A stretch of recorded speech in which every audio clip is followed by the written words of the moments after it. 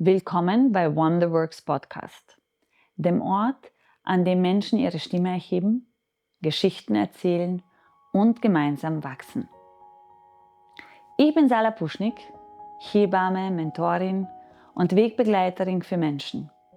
In diesem Podcast sprechen wir über Mutterschaft, Vaterschaft, Weiblichkeit, Männlichkeit, Körperbewusstsein und die Kraft, die in jedem und jeder von uns steckt.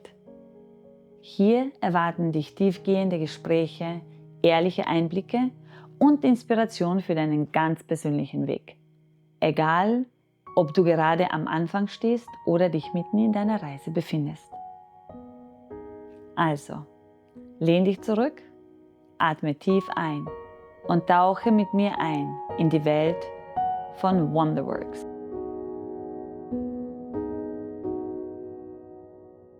Heute begrüße ich eine Gästin, deren Präsenz den Raum verändert.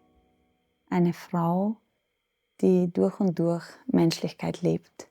Sie ist eine Heilerin, eine Humanistin, Schamanin, eine feinsinnige Gestalterin von Atmosphäre. Ihr Weg in einem kommunistischen Land war alles andere als gewöhnlich. Der Weg zum Glauben, ihre Begegnung mit Jesus und ihre unerschütterliche Hingabe an das, was größer ist als wir selbst, haben sie geprägt und geformt. Für sie bedeutet Fürsorge, Menschen auf Augenhöhe zu begegnen, menschlich, echt und liebevoll. Und sie glaubt tief daran, dass Selbstliebe und Vergebung die Schlüssel sind zu uns selbst, zu unseren Kindern, zur Welt. Ihre Botschaft ist klar. Liebe dich bedingungslos und verzeihe und lass deine Kinder mit dieser Liebe wachsen. Menschen kommen zu ihr, um ihre Freiheit wieder zu entdecken, ihr Gold wiederzufinden, um sich selbst zu spüren, um ihre Seele zu öffnen. Eine Frau mit einem weiten Herzen und einer leuchtenden Stimme für das Menschsein. Herzlich willkommen, Magdalena. Da, wo du das Dunkle, das Unbewusste, das Schwierige, das Schwere in Menschen siehst, sehr viel Heilung hineinbringst, weil eigentlich bist du eine große, große Seherin und Heilerin. Und ich würde sehr gerne von dir wissen, wann hast du dieses Licht in dir wahrgenommen? Wann hast du gewusst, dass du anders bist? Von meiner Geburt. Von deiner Geburt an? In kosmischer Ebene schon. Habe ich schon gewusst, aha, ich komme auf diese Erde und bringe Heilung mit. Ich habe Heilung von meiner Geburt schon in mir gehabt. Und mit meiner Geburt habe ich schon gestartet, meine Familie zu heilen und Umgebung, wo ich geboren bin. Und dann gibt es diese kosmische Ebene, wo du sagst, das hast du von Geburt an gewusst. Ja. Und wann hast du in dieser irdischen Ebene als kleines Mädchen in dir wahrgenommen, dass da ganz viel Licht in dir ist? Da war ich 3 Jahre alt. Was ist da passiert? Habe ich Jesus getroffen. Magst du das teilen mit mir, wie das war? Und er ist einfach zu mir in mein Zimmer gekommen und hat gesagt, ja, jetzt bin ich da. Hat er mir ein Buch gegeben, hat er gesagt, schau, da ist Heilung, mach das weiter. Mach deine Mission weiter. Was macht man dann als 3-jähriges Mädchen damit? Ich war begeistert. Und hast du Konzept Jesus, weil du bist ja in einem Land, einem kommunistischen Land aufgewachsen, wo Religion und Spiritualität per se im Staat nicht eine große Rolle. Es war eher etwas, was man unterdrückt hat, als dass man dem Raum gegeben hat. Du bist in Serbien geboren. Ja. War ein Konzept Jesus in dir vorhanden? Hast du das, das ist aus dir gekommen? Das ist aus mir gekommen. Weil deine Eltern konnten dir das nicht so geben. Oder waren deine Eltern religiös? Mein Papa war Philosoph und er war auch sehr religiös. Aber er hat eine traditionelle Religion immer gelebt. Und das hat mir nicht immer gefallen. Ich lebe eine bedingungslose Glaube. Und da ist der Jesus Nummer 1. Also Jesus ist das Konzept und die Energie, mit der du dich ganz stark verbunden und Schamanismus. Und Schamanismus. Wie bist du dann den Weg gegangen? Du hast es stark gespürt. Ja, als 3-jähriges Mädchen und hast immer diese Verbindung zu dir aufrechterhalten, dass du halt das irdische Leben damit auch leben kannst. Genau. Mein Papa war auch ein Heiler, aber eine traditionelle Heiler, wie man sagt. Und ich habe ihn immer begleitet, geholfen. Was hat er gemacht? Wohin hast du ihn begleitet? Ja, zum Seminare oder in der Kirche, weil er hat immer gepredigt. Und ich war immer dabei. Und dann habe ich gesagt, na, das ist trotzdem nicht meine Richtung, mit so viel Tradition, dogmatisch. Ich habe gesagt, ich muss eine andere Glaube in die Welt bringen, eine humanistische Glaube. Und haben deine Eltern verstanden, wer du bist? Ja. Ja, das heißt, sie haben gesehen, dass du ganz viel Licht mit dir bringst, dass ganz viel Spiritualität dich umgibt und haben das unterstützt, quasi, dass du dich entfalten kannst und nicht unterdrückt. Genau. Sie haben keine andere Wahl gehabt. Und wie hast du das außerhalb der Familie erlebt? Wenn du dann im Kindergarten, in der Schule... Ich war immer anderes, außergewöhnlich. Habe trotzdem viele Probleme gehabt mit Lehrern, aber ich habe meinen Weg gemacht. Und wie kommt es, dass dieses Mädchen, das mit so viel Licht in einem kommunistischen Staat auf die Welt kommt, heute mit mir da in Kärnten sitzt? Ja, meine Tante war in Österreich und hat sie gesagt, ja, wenn du willst, du darfst nach Österreich kommen. Gell? Habe ich gesagt, ja, sofort. Wie alt warst du da? 17. Als Jugendliche? Ja. Dann habe ich gesagt, ja, sofort, weil dieses Land ist demokratisch und frei. Hast du das sehr wohl gespürt in Jugoslawien, dass es für Menschen, dass es eher von der Struktur her, von dem, was möglich ist, an Glauben, an Offenheit, dass es eng war? Ja. Ja. Weil diese Patriarchat ist sehr präsent heute noch. Und die können mit Gesetzen nicht umgehen. Bei mir ist alles bedingungslos. Liebe, aber auch Leben. Das heißt, es war auch eine Befreiung aus dem System in ein demokratisches Land, wo du gewusst hast, dass du mehr sein darfst und mehr das leben darfst, was du spürst und was du bist. Ja. Und dann bist du sofort in Kärnten gelandet mit 17? Nein, in Wien. In Wien? In Wien. Und dann habe ich gesagt, ja, da ist auch schön, aber ich muss nach Kärnten. Das hast du gedacht? Ja. Warst aber vorher noch nie in Kärnten? Ja. Das hast du gespürt, da gibt es ein Teil von Österreich, da zieht es dich hin. Ja, genau.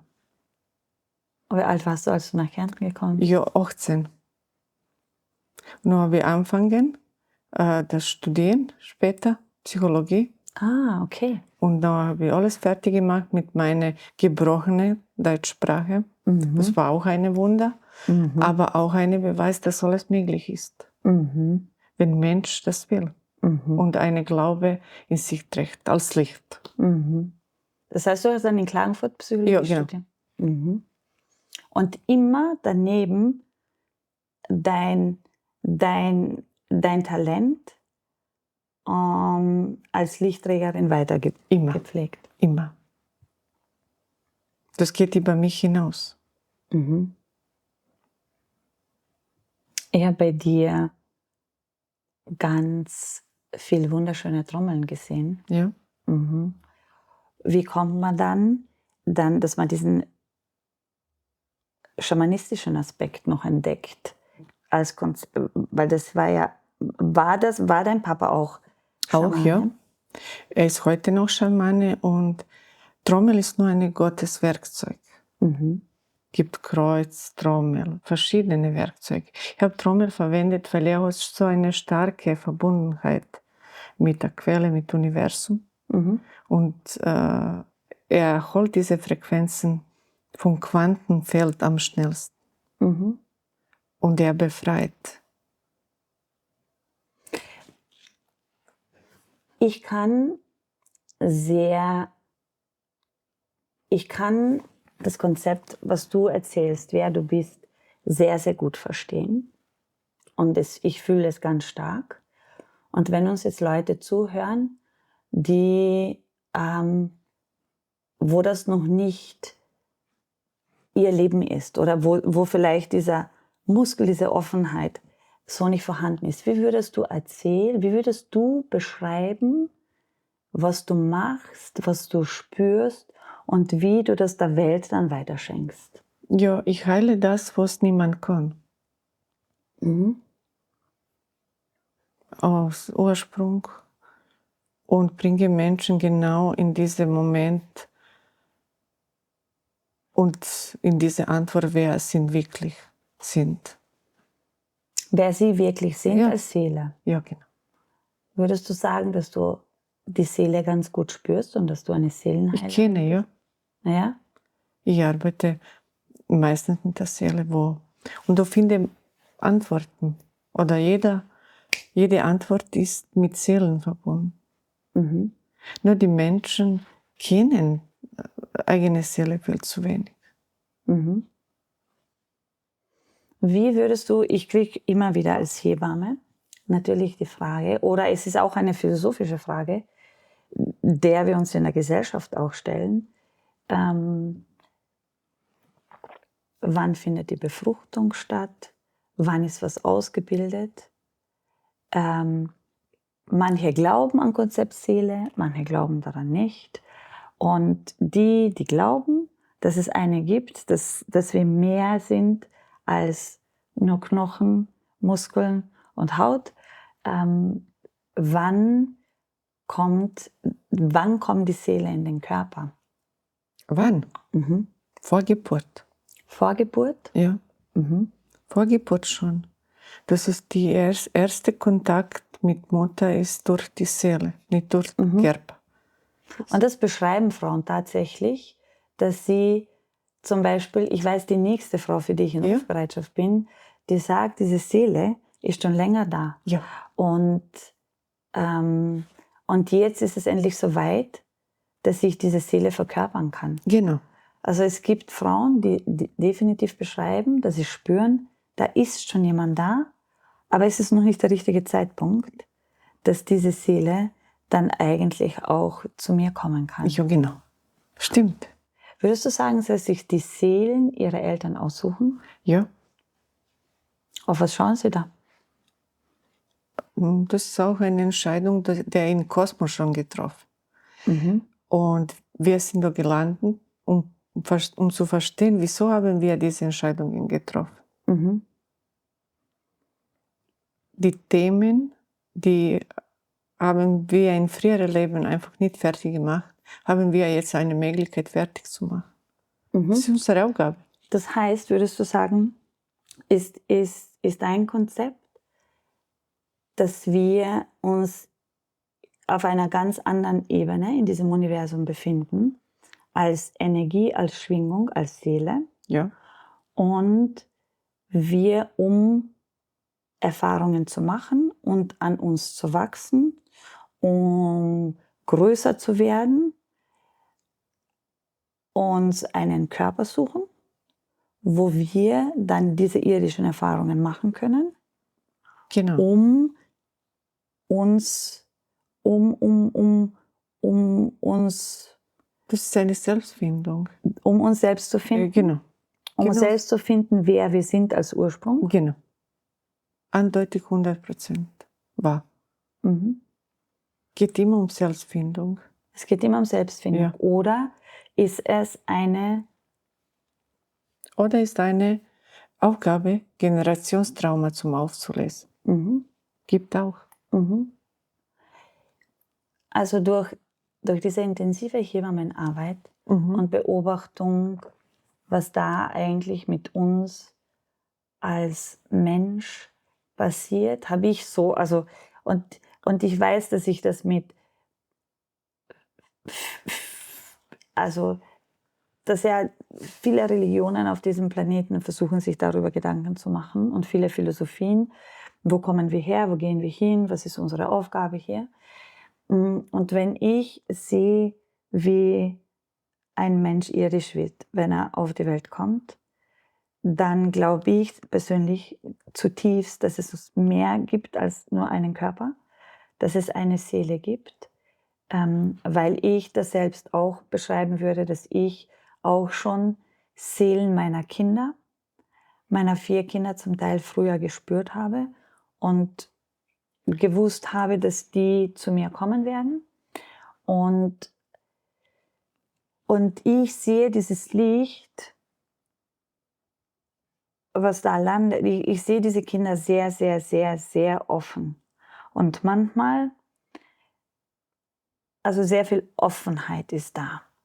Und gleichzeitig macht uns das aber als Menschen so ein bisschen schutzlos, diese Offenheit auszuhalten auf dieser Welt ist manchmal schwierig. Und manchmal schaue ich diese Kinder und da denke ich mir, sie glauben, sie haben jetzt dieses Gefühl, sie sind da gelandet, sie haben sich da verkörpert und irgendwie sind sie ein bisschen orientierungslos und wissen nicht, wie sollen sie jetzt damit zurechtkommen, dass dieses Licht in einem Körper gefangen ist, das noch gar nicht so viel kann. Aber da gebe ich dir nicht. Genau, es musst du mir nicht recht geben. Ich wollte nur sagen, so wie ich es wahrnehme. So. Und dann gehen wir durchs Leben und ich habe das Gefühl, damit die Kinder da ins Leben finden können, müssen sie so ein paar Hüllen anziehen und dann wird dieses Licht ein bisschen kleiner. Weil wir Menschen als diese Hülle so ein bisschen brauchen, damit wir uns auf dieser materiellen Ebene auf der Erde irgendwie zurechtfinden können und lernen können, wie gehe ich denn mit Materie um und wie kann ich mich da verkörpern eigentlich, wie kann ich da kreieren mit diesem Körper. Und dann ist die Seele so, dieses Licht so ein bisschen mehr angezogen und wenn ich dann die Frauen begleite im Laufe ihres Lebens durch diese besonderen Phasen der Schwangerschaft, der Geburt und dann der Zeit danach, sehe ich, dass ganz was Großes unter der Geburt passiert, dass wir so ein paar Schichten als Frau ausziehen, weil wir uns einer ganz großen Kraft öffnen und dass das ein Stück zurückkommen ist zu sich selbst. Dass die Geburt, Schwangerschaft, also diese Phase im Leben, wenn man das erlebt, ein bisschen nach Hause kommen ist zu sich selbst oder wieder spüren, wer bin ich denn eigentlich als dieses Licht? Und ich glaube, oder so spüre ich so ein wenig, dass je älter wir dann werden, dass wir immer mehr eigentlich zu diesem ursprünglichen Licht, was wir sind, eigentlich zurückfinden, bis wir dann irgendwann einmal den Körper wieder verlassen. Wie siehst du das? Ja, aber orientierungslos sind nicht diese Seelen, sondern Eltern meistens. Weil die Seele weiß ganz genau, was sie kommt und was sie will. Nur durch Umstände, Eltern sind 90% orientierungslos, weil sie nicht umgehen können mit dieser neuen Seele oder neuen Geburt. Und da passiert gewisse Beschränkungen schon nach der Geburt. Und meistens Mutter brauchen da einen Wegführer. Also das sehe ich sofort so, dass also ich mache jetzt diese Arbeit seit 20 Jahren.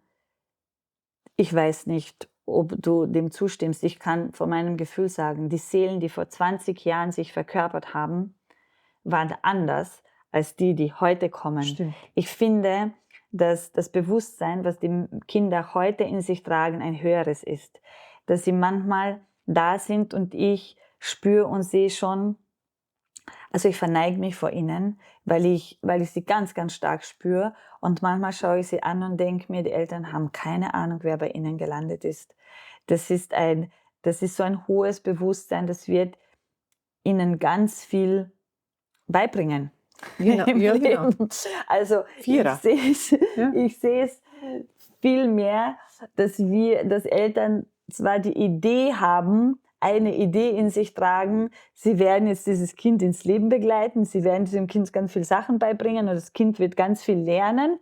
Aber eigentlich sehe ich so, dass diese Kinder schon so viel Wissen in sich tragen. Es ist so viel Weisheit in ihnen, dass sie uns eigentlich Sachen beibringen.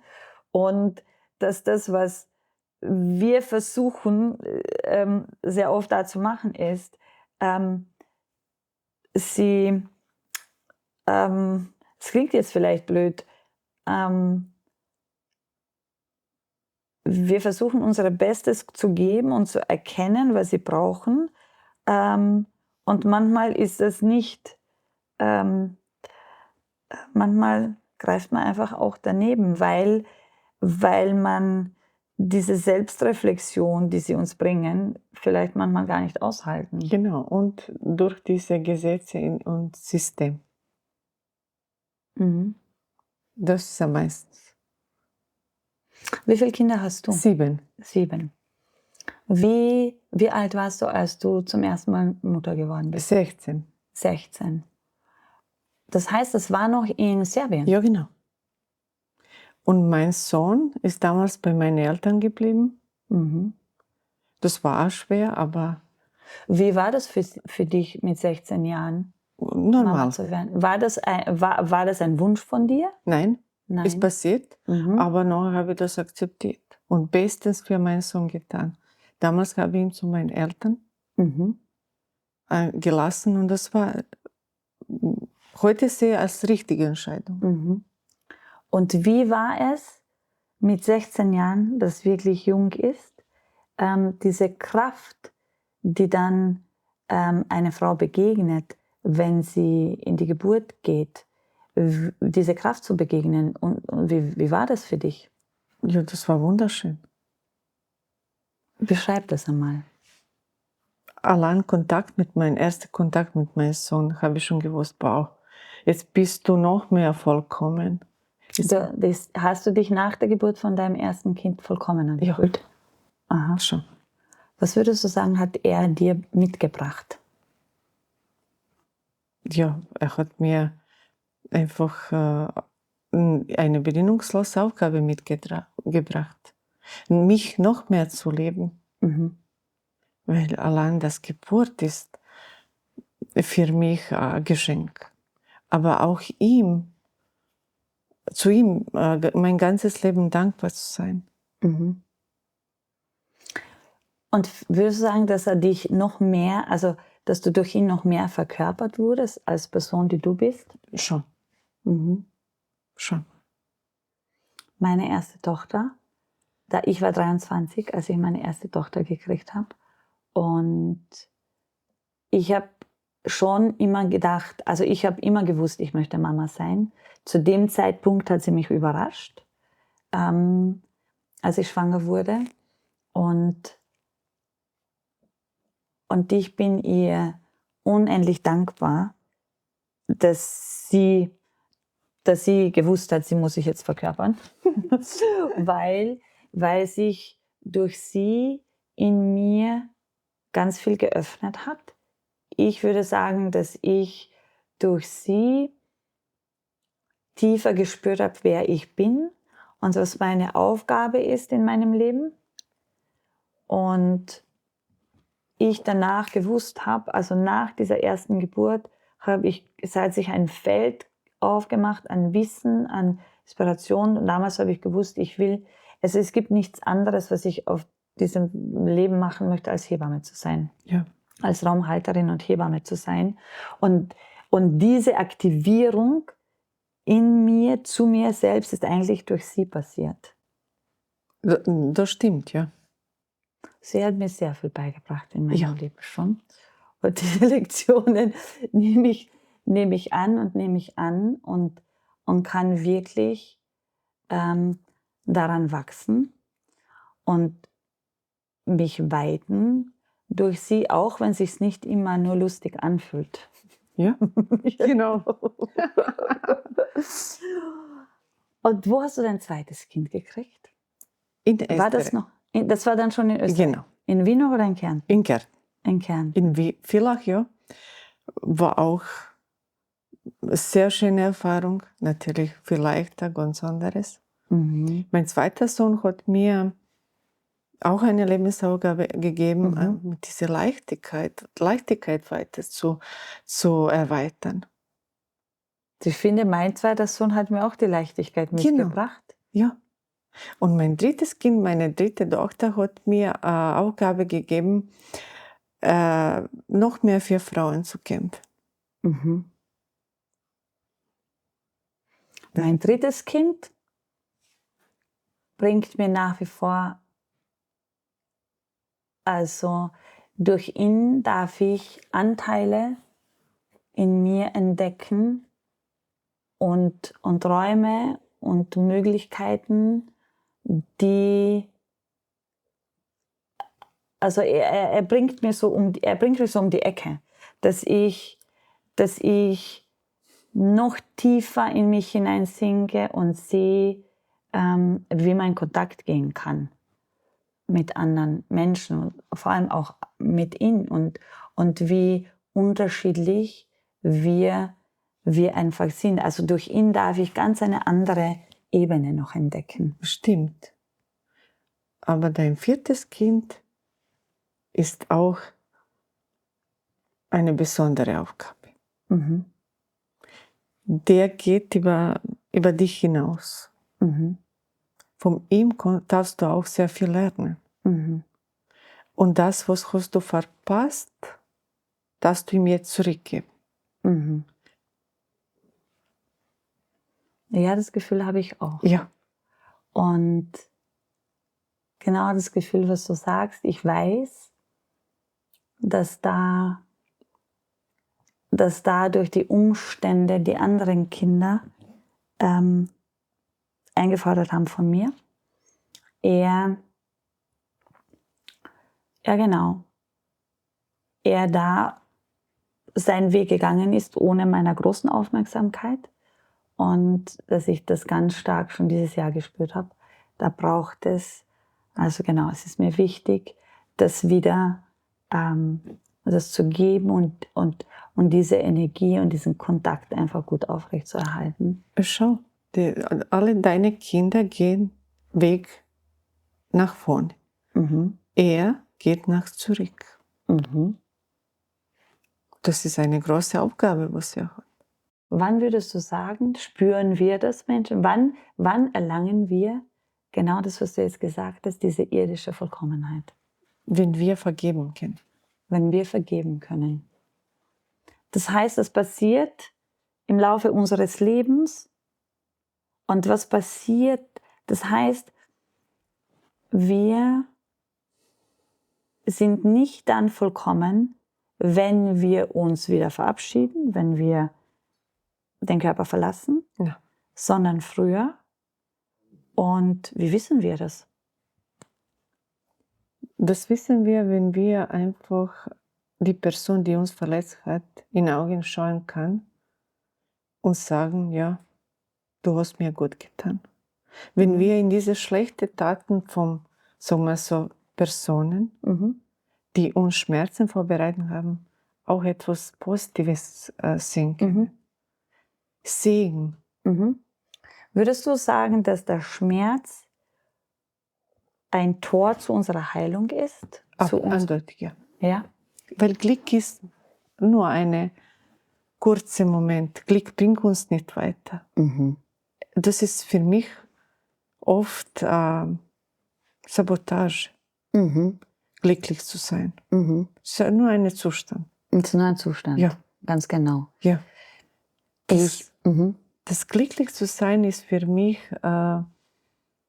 so relevant. Ich kann auch glücklich sein, wenn ich meine Schmerzen habe, wenn ich vergeben kann. Der glückliche Mensch ist Mensch, wer vergeben kann. Eindeutig. Ich sehe, wenn die Frauen unter der Geburt sind, das ist ja, wir haben ja viel in unserer Gesellschaft. Wir bauen vieles auf dieser Welt, um Schmerz zu vermeiden, um das nicht zu spüren, um uns davor abzulenken oder genau, das ist nicht ein Konzept, das wir gerne haben, wenn wir Schmerzen haben, also wenn Schmerz da ist. Und die Geburt ist definitiv ein sehr intensiver Prozess, wo die Frauen das ab einem gewissen Zeitpunkt als schmerzvoll beschreiben. Das heißt, man ist mit einer Intensität konfrontiert, der man sich hingeben darf. So sehe ich es. Und wenn man keinen Widerstand mehr leistet, also ich habe es selbst so für mich erlebt und ich beobachte es bei Frauen, wenn man diesen Widerstand aufgibt, dass man sich dagegen wehrt, dass man sehr oft in dem Moment, wo man loslässt und sich nicht mehr wehrt und zulässt, dass es dich so unter Anführungszeichen zerreißt und dieser Schmerz dich, diese Intensität, ich mag es immer, also diese Intensität dich so auseinanderlegt, dass dein Ego sich auflöst in dem Moment, dann kann man durch dieses Tor durchschreiten irgendwie. Und manche Frauen brauchen dafür eine Hausgeburt, eine brauchen dafür eine Geburt in einer Klinik, eine brauchen dafür einen Kaiserschnitt, eine brauchen, also ich werte die Geburt absolut nicht, weil ich davon überzeugt bin, dass es die Intensität erlangt auf die Art und Weise, wie das Kind auf die Welt kommt, die wir als Seele brauchen, um zu wachsen. Und das ist etwas, wo man in erster Linie vielleicht dann schreien würde, oh Gott, wie kannst du das sagen? Ich kann in jeder Geburtsgeschichte, die ich höre, trotzdem für diese Frau, die vor mir sitzt, sehen, was sie ihr als Heilung auch gebracht hat. Und kann absolut nicht werten, und das tun die Frauen sehr oft, dass sie sagen, ja, mir ist das passiert und ich bin nicht in Frieden mit dem und es ist so passiert und es ist so passiert. Und ich kann in jedem diesen Weg eigentlich ganz viel Segen sehen und versuche das den Frauen auch, sie dorthin zu führen, dass sie diese Möglichkeit in sich auch finden, dass sie daran wachsen können und dass diese Intensität oder Schmerz oder dieser Zerreiß, der da passiert manchmal in der Seele, dass der sie jetzt nicht gezeichnet hat für ihr Leben, sondern dass da ihr vielleicht höchstes Potenzial auch aktiviert werden kann. Ja, und viele Frauen dürfen auch diesen Schmerz ausschreien und gewisse Trauma aufzulösen. Weil die Seele wählt auch einen besonderen Weg zum Geburt und um zu schonen eigene Mama. Auch. Sag das noch einmal, die Seele wählt einen besonderen Weg zum Geburt, um seine eigene Mama zu schonen. Zu schonen oder zu heilen? Beides. Beides. Weil Heilung passiert automatisch mit Geburt. Automatisch. Aber ich sehe schon, dass wir Menschen das nicht immer so wahrnehmen. Stimmt. Und dass es mir ein großes Anliegen ist als Hebamme, dieses Verständnis dafür zu haben und die Frau dorthin zu begleiten, dass es ihr möglich ist, diesen Prozess, den sie erlebt hat, als solchen auch zu betrachten. Und da bauen sich manchmal richtige Türme auf in Frauen und Blockaden, auf diese Art und Weise eigentlich dann auch so hinzusehen. Ja, aber ich glaube, du tust Frauen sehr gut vorbereiten für Geburt. Das ist sehr wichtig. Der Weg vor. Selber Geburt ist ein Segen, aber der Weg vor ist unbekannte Ebene heute noch. Und wie kann man die Menschen am besten begleiten, dass sie in der Lage sind, ihre Kinder dann, oder dass sie dieses Bewusstsein darüber haben, was es wirklich heißt, Kinder, Menschenseelen ins Leben zu begleiten. Vergeben lernen. Mhm. Dann geht alles leicht. Das ist sicher der schönste Weg. Mhm. Vergeben lernen zu jedem allem, das sie umgibt. Genau. Ja. Würdest du sagen, dass das das Höchste ist, was wir Menschen vollbringen können, wenn wir vergeben? Ja. Das ist die höchste Form, was Gott uns, liebe Jesus, gegeben hat. Mhm. Vergeben. Mhm. Weil das ist, jedes Mal, wenn du jemanden vergibst, steigst du in eine höhere Bewusstsein. Mhm. Aber automatisch, du befreist dich vom alten Last. Mhm. Und jetzt zum Beispiel, jetzt frage ich dich einfach provokativ, damit wir das Denken anregen. Und jetzt könnte jemand sagen, ich weiß es nicht. Es kommt eine Frau zu mir, die ungewollt und auch auf eine Art und Weise schwanger geworden ist, wo man ganz über ihre Grenzen gegangen ist. Ja. Wenn eine Frau vergewaltigt wird Ja. oder so. Wie fügt man das Konzept zusammen, dass sie diesen Weg finden kann, diesen Weg der Vergebung finden kann für ihre Geschichte? Ja, gemeinsam vergeben. Ihr das beibringen, dass trotzdem diese Seele da ist, um ihr Leben schöner zu machen. Mhm. Dass diese Seele des Kindes Genau, jetzt des da Kindes, ist, ja genau. um ihr Leben schöner zu machen. Sala, Vergebung müssen wir auch trainieren. Mhm. So wie das Glück. Ist das ein Muskel? Genau, das ist ein Muskel, seelischer Muskel. Mhm. Mhm. Ich war diese Woche, ich habe so freitags so Mama Talk, wo Frauen online zusammenkommen können, die zu Hause sind mit ihrem Baby und nicht noch wegkommen von zu Hause und dann einfach Kontakt nach außen suchen. Und dann treffen wir uns und besprechen dann halt gerade die Themen, die sie gerade beschäftigen in ihrem Leben. Und eine war dabei, das hat mich zutiefst beeindruckt. Die ist irgendwie verlassen worden am Ende ihrer Schwangerschaft. Und das Kind ist jetzt eigentlich nur ein paar Wochen alt. Und es hat mich zutiefst berührt, wie sie darüber gesprochen hat, wie sie diesem Partner eigentlich vergibt, der sie verlassen hat. Und wie sie jetzt diesen Weg findet, wie er trotzdem Kontakt zum Kind haben kann und so. Und wir waren alle in der Crew und sagen, wow, es ist richtig, richtig, richtig groß. Genau ist das Botschaft. Auch für alle Frauen und Männer. Und glaubst du, dass es manchmal auch so ist, dass es auch ganz schwierig ist, uns selbst zu vergeben? Ja, das ist schwierig.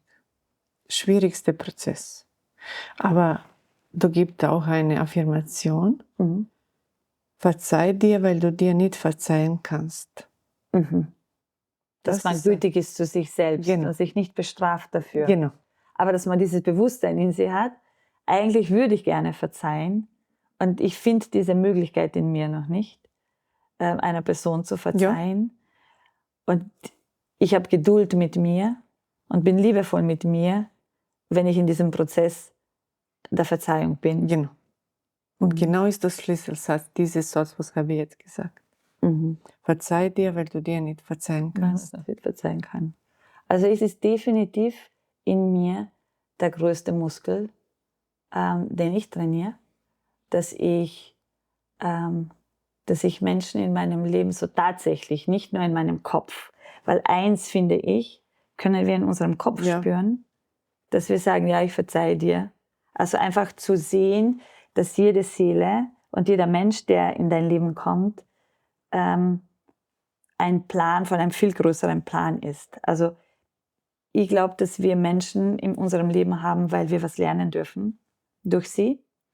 Und dass es da noch ein größeres Konzept gibt, was uns nicht immer vielleicht reell möglich ist zu erfassen. Aber ich glaube stark daran. Und dann ist das ein Konzept, was ich sehr wohl trage in mir. Und dass es dann noch eine andere Ebene gibt, das in der Zelle und im Herzen wirklich zu spüren und nicht zu denken, nur zu denken, sondern zu mir, okay. Und mein Vater hat diese Aufgabe gehabt, meine Mama hat diese Aufgabe gehabt, meine Kinder haben diese Aufgabe, mein Ex-Partner hat diese Aufgabe. Und was durfte ich durch sie lernen und wie kann ich im Frieden mit dem sein, was durch sie in mir passiert ist und in mir Schmerz verursacht hat. Und da gibt noch ein Konzept. Ich vergebe Menschen, bevor ich sie getroffen habe. Und noch habe ich nichts mehr zum Vergeben. Das heißt, musst du mir jetzt noch einmal erklären. Das heißt, ich vergebe Menschen, bevor ich sie getroffen habe. Noch habe ich nichts mehr zum Vergeben. Das heißt, ich versöhne mich mit Menschen, bevor ich überhaupt auch Kontakt habe. Das heißt, ich versöhne mich einfach grundsätzlich mit Menschen auf diesem Planeten. Genau. Und wie findet man diesen Frieden in sich? Durch Glaube und Gebet und Stille. Weil was ist Vergebung? Das ist auch ein Weg, der in sich so eine wunderbare Stille trägt. Also ich erlebe das in mir so, wenn ich im Prozess der Vergebung bin, ist es eigentlich, das macht mich jetzt emotional eigentlich, ist es irgendwie so ein nach innen gehen, zu sich selbst und dann diese Anteile vom eigenen Ego ein bisschen anzunehmen. Und eigentlich verzeihe ich mir selbst für die Kreationen von meinem Ego. Und wenn sich das so ein bisschen auflöst und abbaut, dann spüre ich eine Ebene auch in meinem Herzen, wo ich weiß, so jetzt ist es gut. Genau, aber verzeihen auch nicht nur deine Ego, sondern gemeinsame Ego. Um das geht. Im Ego dieser Welt, was wir Menschen in uns tragen. Genau.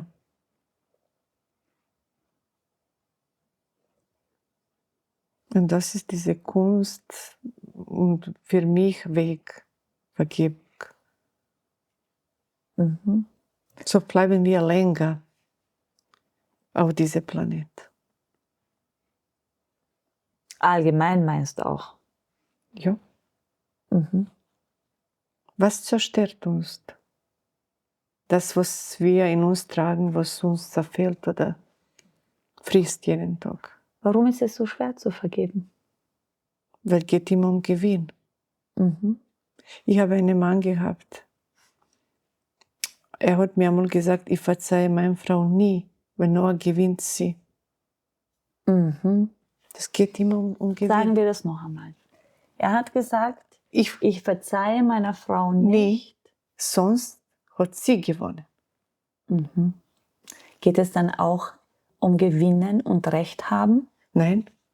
Um Gewinnen. Gewinnen. Was gewinnt sie denn? Zum Beispiel, was glaubst du, was glaubt er denn? Was gewinnt sie denn, wenn er ihr verzeiht? Hass. Das. Und für viele Menschen ist dieser Hass genau Gewinn.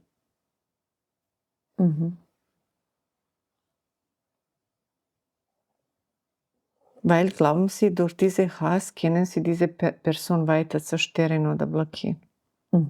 Das ist am meisten Gewinn oder eine falsche Glaube natürlich. Dass ich sage immer, wir sollten gemeinsam Ego heilen. Nicht nur meine eigene, sondern diese gemeinsame. Kollektives. Naja, aus diesem kollektiven Ego heraus passiert ganz viel Furchtbares auf diesem Planeten. Genau. Wenn wir uns aktuell Teile der Welt anschauen, dann muss man schon echt über diese Zweidimensionalität des Denkens sich abheben und es anfangen, auf einer anderen Ebene zu verstehen und zu kapieren, warum es nach wie vor so ist, dass wir Menschen uns nicht so viel weiterentwickeln, dass wir aufhören, aus diesen Ego-Perspektiven heraus anderem Leid zuzuführen. Wie betrachtest du die Welt? Genauso. Dass diese kollektive Ego zerstört überhaupt diese gemeinsame Wachstum. Und ich sage immer, bitte entwickeln Sie wen spirituelle Ego. Das heißt, wir sollten uns weiterentwickeln, gell? Streben. Was machst du jeden Tag, wo du sagen wirst, das weißt du, ist etwas, was dir hilft, so quasi dein Ego zu beruhigen und mehr und mehr und mehr und mehr und mehr zu vergeben? Ich beschäftige mich mit Humanismus. Ich sage immer, ich bin eine humane Frau. Ich gebe jemandem jeden Tag eine gute Tat oder etwas. Und eine gute Tat ist das beste Beispiel. Also es sehr oft ist, dass man sich fragt, okay, was kann ich dazu beitragen, dass dieser Wahnsinn eigentlich aufhört? Was kann ich jeden Tag dazu beitragen, dass es nicht Wahnsinnige gibt, die glauben, Macht über andere haben zu müssen, andere erobern zu müssen, andere unterdrücken zu müssen. Und dann sind manchmal Menschen da und sagen, sie sind eigentlich machtlos. Das glaube ich aber nicht, weil ich glaube, dass es trotzdem so ist, wie du es gerade gesagt hast, dass jeder und jede von uns jeden Tag was dazu beitragen kann, dass wir anders schwingen. Genau, und eine gute Tat zu machen, jeden Tag. Nicht so großartig, aber Kleinigkeiten ist genug. Dass diese Freundlichkeit sollten wir auch üben. Das heißt, jeden Tag eine gute Tat machst du. Du übst Freundlichkeit, was machst du noch? Frieden. Frieden mit mir selbst und mit dem Nächsten. Das Frieden ist sehr wichtig. Und viele Menschen in heutiger Zeit können eigenen Frieden nicht beruhigen. Würdest du sagen, dass die meisten Menschen, die zu dir finden, die deine Hilfe oder deinen Input suchen, was suchen sie? Sich selbst. Und wenn jemand vor dir sitzt und du einen Menschen schaust, was öffnet sich dann in dir? Seele. Die Seele von dir, die Seele vom Menschen? Vom Menschen. Ich bin nur ein Kanal. Würdest du sagen, du bist ein Medium? Medium, und ich bin der Mensch mit Ursprung. Was heißt das? Mit unberührten Teilen von der Seele, mit dieser Reinheit. So für ein Mensch, in diesem schönsten Teil, wer nicht verletzt ist. Und so gebe ich einem Menschen einfach recht, dass er glaubt, dass er wirklich wert ist, um sich selbst zu kämpfen. Ich gebe Glaube zurück. Ich glaube, das mache ich auch. Ich glaube, das mache ich auch ein bisschen. Auch, ja, natürlich. Schon. Also wenn eine Frau vor mir sitzt, dann spüre ich ganz stark ihre Seele und weiß und spüre, was sie braucht und wie ich dazu beitragen kann, dass sie einen Schritt mehr sich selbst wieder spürt, wer sie ist. Ja. Ich kann nur eins sagen und bestätigen heute, du bist die einzige Person, die mich weiterbringt. Dafür bin ich sehr dankbar. Und da kann ich bestätigen, dass du wirklich, wirklich Frauen führst zurück in diesen Ursprung. Du bist auch eine seelische Frau.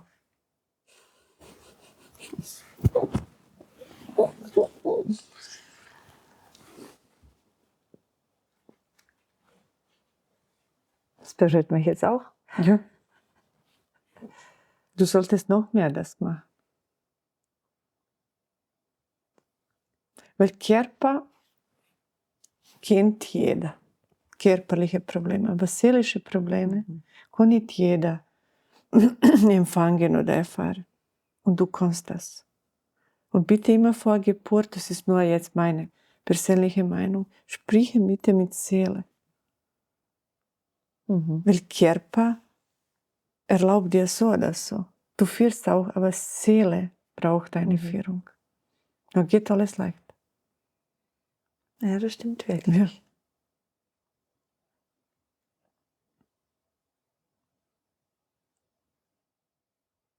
Weißt du, warum? Das möchte ich jetzt mit dir teilen. Als ich das erste Mal bei dir war, ich habe nicht gewusst, ich habe vorher noch nie deinen Namen gehört. Und meine Kundschaft hat mir immer wieder, bist du ins Spiel gekommen. Und einmal hat eine Frau von mir gesagt, die ich betreut habe, gesagt, warst du jetzt schon bei der Magdalena? Und ich habe gesagt, nein, ich war noch nicht. So, und jetzt rufst du sie an. Und dann habe ich noch, wirklich, die Frau war weg, und dann habe ich, da habe ich deine Nummer gewählt, dann habe ich den Termin ausgemacht und dann bin ich bei dir gesessen, ziemlich zerlegt in mir, aber das bin ich seitdem schon länger, tauche ich immer wieder tiefer in mich hinein. Und was mich am allermeisten berührt hat, dass ich von dir gespürt habe, dass ich einfach sein kann und dass du in der Lage bist, das alles zu halten, was ich bin, und dass keine Verurteilung oder Beurteilung, nicht nur Verurteilung ist schon, sondern dass keine Beurteilung einfach da ist, sondern dass du diese Fähigkeit als Gefäß, als Kanal in dir trägst, dass du all das, was mich ausmacht, mit allem einfach aushältst und einfach annehmen kannst und egal welchen Teil von mir einfach liebevoll betrachten kannst. Ja, weil ich habe über dich hinausgesehen, deine wunderschöne Seele. Und natürlich dich, aber erst deine Seele. Und so ist mein Programm. Ich distanziere mich oft nur von Problemen, aber von Seele nie. Ich umarme immer die Seele und deswegen kann ich das spielen und heilen.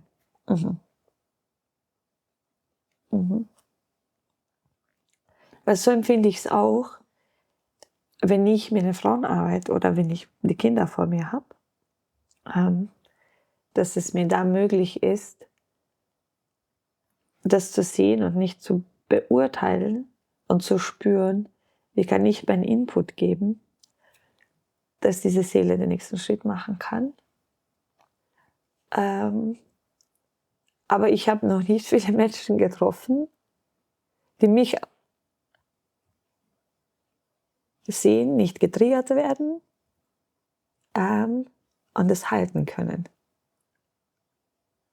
Wenn überhaupt. Bist du, glaube ich, Erste. die Erste.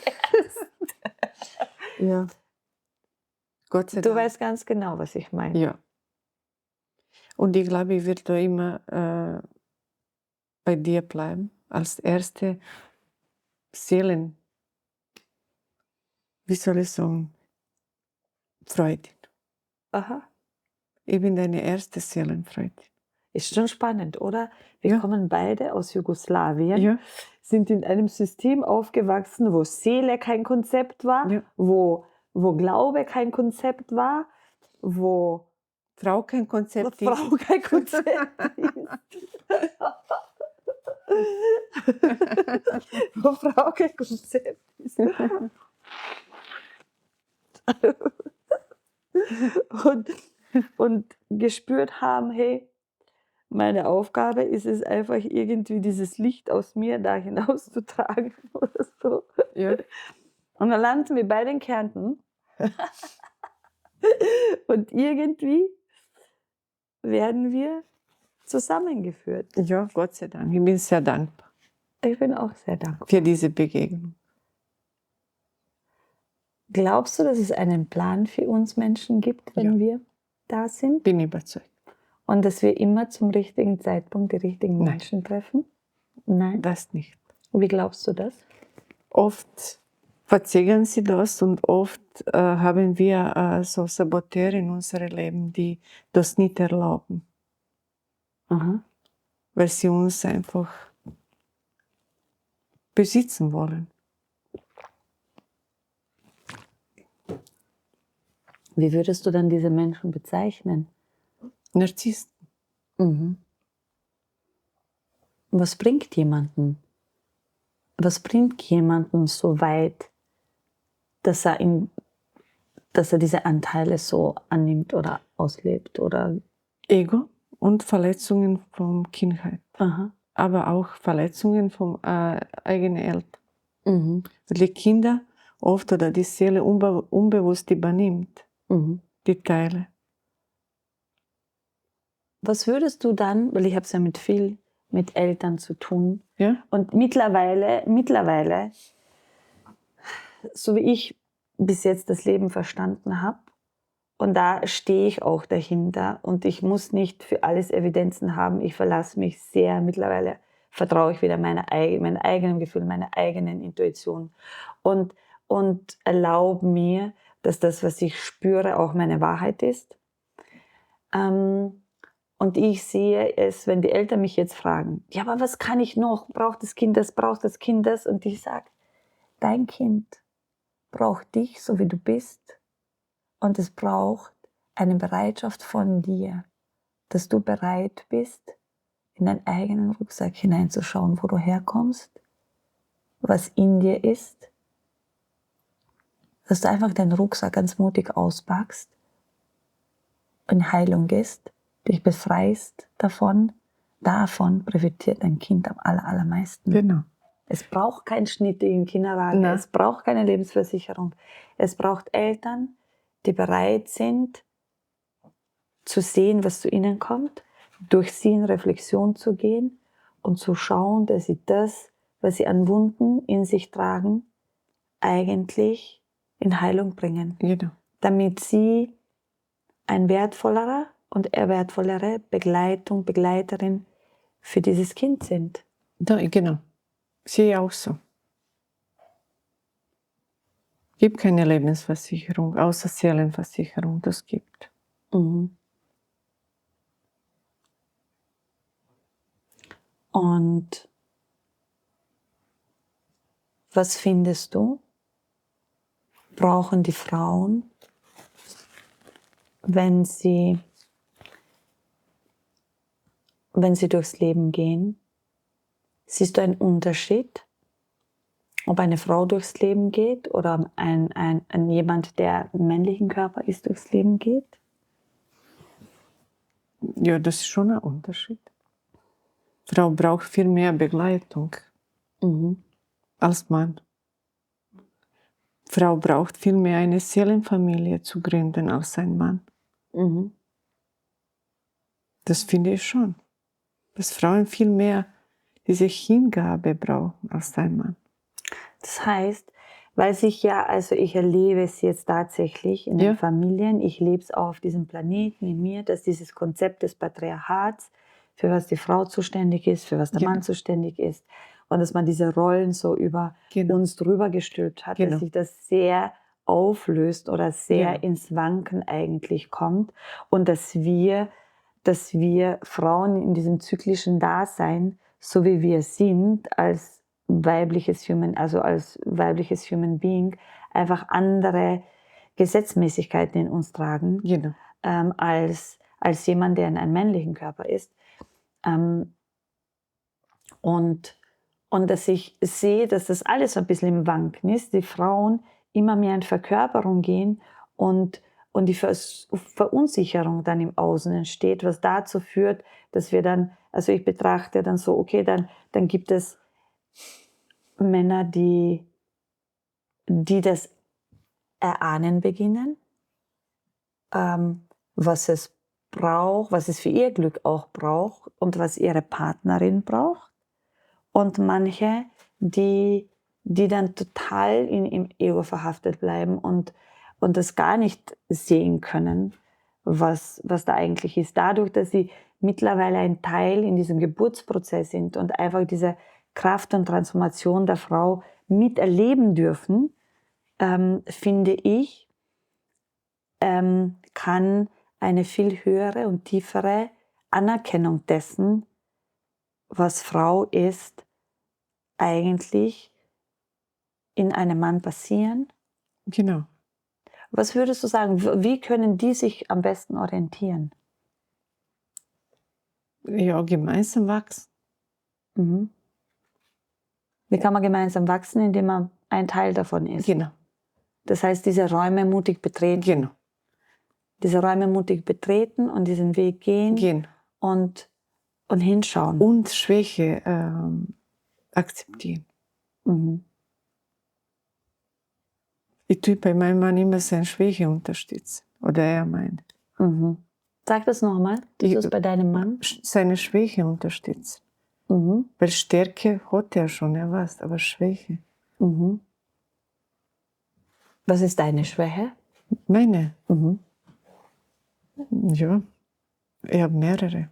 Magst du welche teilen mit mir? Musst du nicht, aber magst du? Ja, oft bin ich zu gut. Mhm. Dass zu viel Liebe auch nicht immer gut ist. Genau. Mhm. Und nicht immer, also dass dieses zu viel Liebe nicht Menschen Das immer ist, in ihre Kraft bringt. Genau. Mhm. Das ist definitiv auch meine Schwäche. Ja. Das im Geben, und ich glaube, wenn Genau. ich gebe, wenn ich noch mehr gebe, dann wird es noch besser. Und dann sehe ich, was Menschen, also dann glaube ich, dass diese Liebe von mir alles heilen wird. Genau. Das einfach, das Konzept geht nicht auf. Weil wir geben etwas mehr als zu viel. Mhm. Was ist noch eine Schwäche von dir?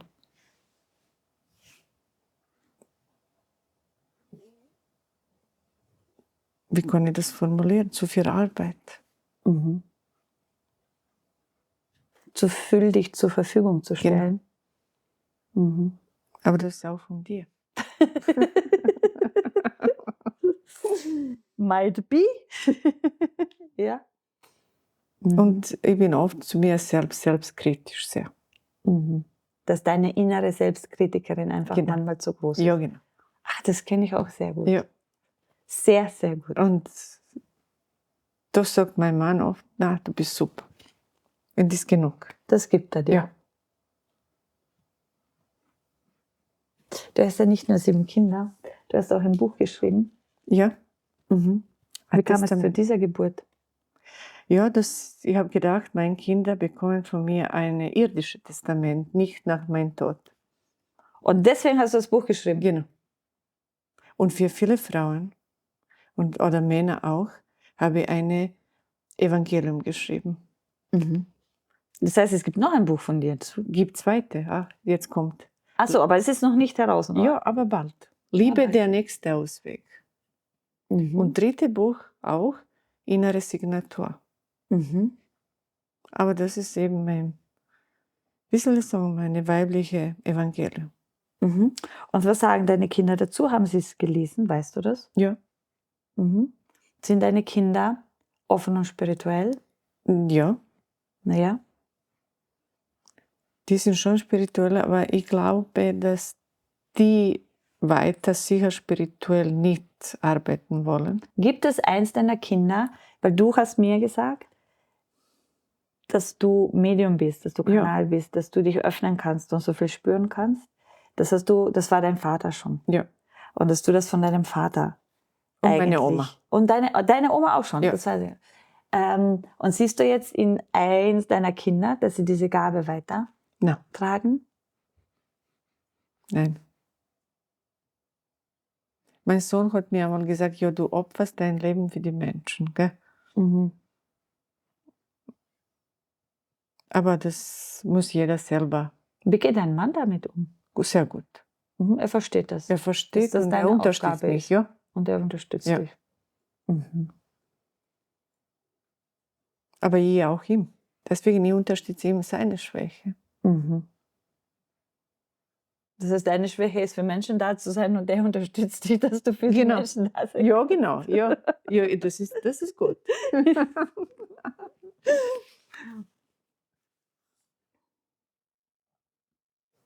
Sehr schön, Magdalena. Ja, das ist.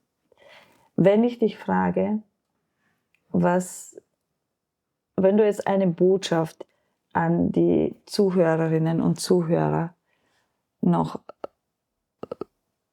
weitergeben möchtest, was wäre das? Liebe ist der nächste Ausweg. Liebe ist der nächste Ausweg. Dass wir Liebe bitte aber jeden Tag in unsere Handtasche mitnehmen müssen, um diese Liebe zu leben.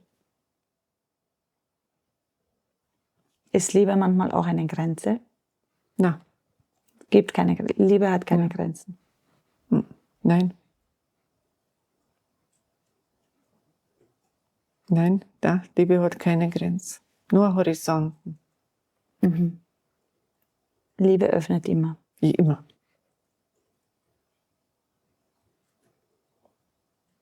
Danke, Magdalena. Danke dir. Bei mir warst. Danke. Das war so schön. Wenn dir der Podcast gefällt, abonniere unseren YouTube-Kanal und hinterlasse eine Bewertung. So hilfst du uns, die Stimmen von Menschen weiterzutragen.